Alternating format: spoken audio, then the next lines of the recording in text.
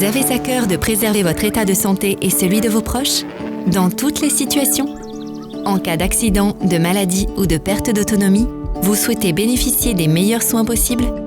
Il est donc essentiel, comme citoyen et usager du système de santé, que vous connaissiez vos droits et obligations, pour comprendre ce qui vous arrive, ce que les professionnels vous proposent et pouvoir continuer de choisir en toute confiance. Alors découvrez aujourd'hui comment rester le premier responsable de votre santé. Cela paraît une évidence. Quand vous bénéficiez de soins ou de services d'accompagnement, en établissement comme à domicile, vous voulez être bien traité.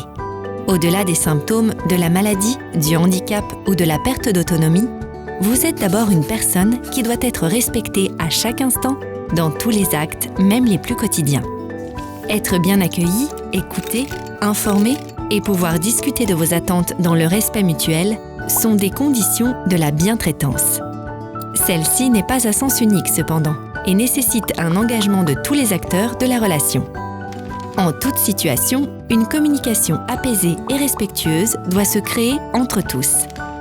Entre vous et les professionnels, entre les différents professionnels eux-mêmes, mais aussi entre vous, vos proches et les autres usagers du système de santé.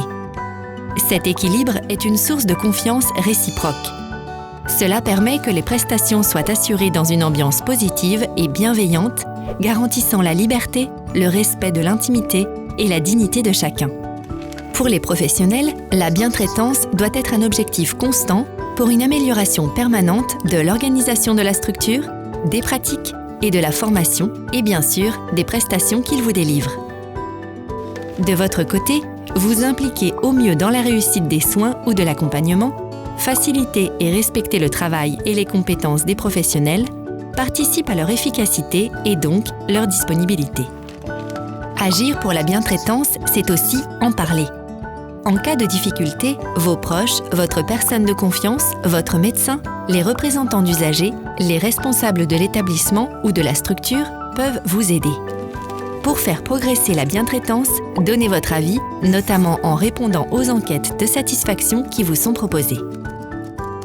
N'oubliez pas, connaître vos droits, c'est aussi agir pour préserver votre santé.